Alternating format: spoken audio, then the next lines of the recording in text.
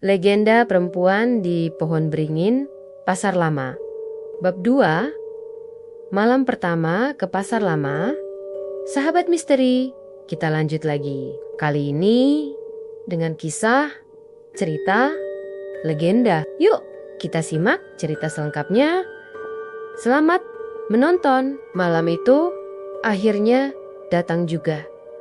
Malam di mana rasa penasaran kami bertiga mengalahkan rasa takut yang selama ini menahan. Aku, Dika, dan Rani duduk nongkrong di warung kopi dekat lapangan desa. Obrolan awalnya biasa, ngomongin bola, sekolah, sama gosip anak-anak kampung. Tapi seperti biasa, kalau udah lewat jam 10 malam, topik itu-itu aja.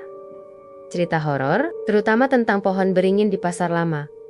Dika, yang dari dulu selalu sok berani, tiba-tiba nyeletuk. Kita buktikan aja malam ini.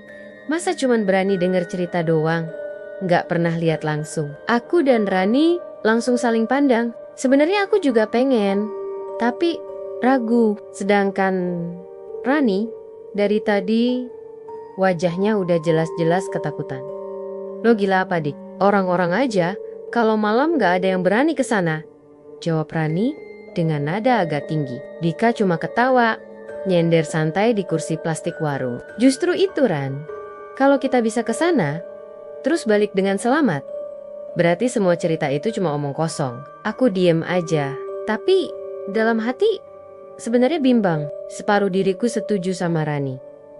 Lebih baik nggak usah cari masalah. Tapi separuh lainnya setuju sama Dika. Penasaran ini nggak akan hilang kalau nggak dibuktikan langsung. Akhirnya aku buka suara. Kalau bareng-bareng, gue ikut. Tapi jangan lama-lama, ya.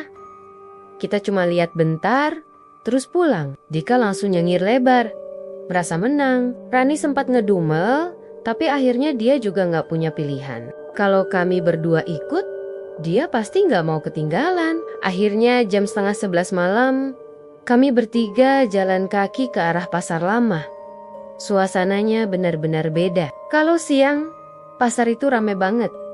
Penuh suara orang teriak nawar barang, suara ayam, bahkan musik dangdut dari radio pedagang. Tapi malam itu semua sepi. Kios-kios kayu sudah tertutup rapat. Beberapa dengan gembok besar. Sisa-sisa sampah masih berserakan, plastik, daun sayur, dan kardus bekas menambah bau anyir khas pasar. Lampu jalan pun banyak yang mati. Hanya ada beberapa lampu redup berwarna kuning yang bikin suasana tambah suram. Kami bertiga jalan pelan. Suara langkah kaki terdengar jelas memantul di antara kios-kios kosong. Angin malam berhembus, membawa aroma aneh campuran antara bau amis ikan dan bau wangi bunga yang samar tapi menusuk. Aku merinding, tapi tetap maju. Sampai di bagian ujung pasar, pohon beringin besar itu akhirnya terlihat. Dari jauh aja udah bikin bulu kuduk berdiri. Cabang-cabangnya menjulang, akarnya yang menjuntai, membuat bayangan aneh di tanah karena kena sorot lampu yang redup. Aku bisa ngerasain hawa dingin yang tiba-tiba datang begitu kami mendekat. Kami berhenti beberapa meter di depannya. Enggak ada yang ngomong duluan. Rani berdiri paling dekat denganku. Tangannya udah dingin saat dia tanpa sadar menggenggam lengan bajuku. Dika, meskipun kelihatan lebih tenang, aku bisa lihat matanya juga gak berani menatap lama-lama ke arah pohon itu. Akhirnya Dika coba pecahin keheningan. Dengan suara setengah bergetar, dia berkata, "Kalau emang ada hantunya, nongol dong sekarang." Aku langsung nyenggol lengan Dika. Lo jangan asal ngomong, Dik. Gila lo, bisiku keras. Tapi dia cuman ketawa kecil, meski jelas-jelas ketawanya dipaksakan. Beberapa detik kemudian, suasana makin hening. Angin berhenti berhembus. Daun-daun pohon beringin yang tadi bergerak pelan, tiba-tiba diam. Rasanya aneh, kayak dunia sekitar kami berhenti sebentar. Jantungku mulai berdetak lebih cepat. Lalu tiba-tiba terdengar suara, Suara tawa pelan. Hihihihihi. Aku dan Rani langsung saling pandang. Wajahnya pucat. Suara itu jelas datang dari arah pohon. Tawa perempuan, lirih, tapi jelas. Seolah-olah dia sengaja biar kita dengar. Dika yang tadi sok berani, langsung dia membeku, matanya membesar. Tuh, lo denger gak? Bisik Rani dengan suara hampir menangis. Aku cuma bisa mengangguk. Suara tawa itu berhenti sebentar, digantikan suara seperti ranting patah. Aku berani melirik ke atas, ke dahan pohon, dan disitulah aku lihat ada sesuatu. Sosok putih duduk di dahan besar, rambut panjangnya menutupi wajah. Kakinya terayun-ayun pelan, seolah-olah dia sedang santai duduk menonton kami. Aku langsung menarik napas panjang, tubuhku kaku. Rasanya pengen lari, tapi kaki gak bisa digerakkan. Rani udah setengah nangis, pegang tanganku makin kenceng. Dika yang biasanya paling cerewet, sekarang diam 1000 bahasa. Wajahnya pucat kayak kertas. Sosok itu tiba-tiba berhenti mengayunkan kaki. Perlahan kepalanya menoleh ke arah kami. Rambutnya sedikit tersibak, memperlihatkan wajah yang pucat dengan mata gelap menatap tajam. Aku langsung tunduk, enggak berani balas tatapannya. Kenapa kalian datang ke sini? Suaranya terdengar lirih, tapi jelas.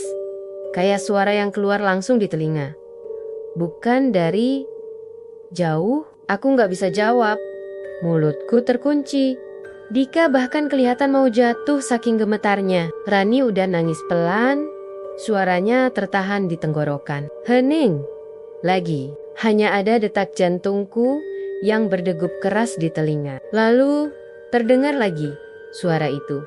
Kali ini lebih dekat. Padahal sosoknya masih di atas pohon. Pergi sebelum terlambat. Tanpa sadar aku langsung mundur 1 langkah.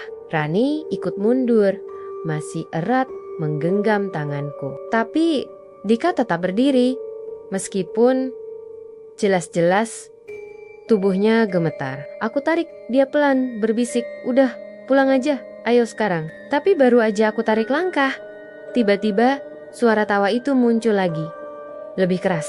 Pohon beringin bergoyang pelan, padahal angin gak ada. Daun-daun jatuh satu persatu, beberapa bahkan menempel di pundak kami. Aku bisa merasakan hawa dingin menusuk sampai ke tulang. Sosok itu berdiri di dahan, tubuhnya perlahan condong ke depan, dan yang bikin jantungku hampir berhenti, dia melompat turun. Tapi anehnya, dia nggak jatuh, dia melayang turun dengan gerakan lambat.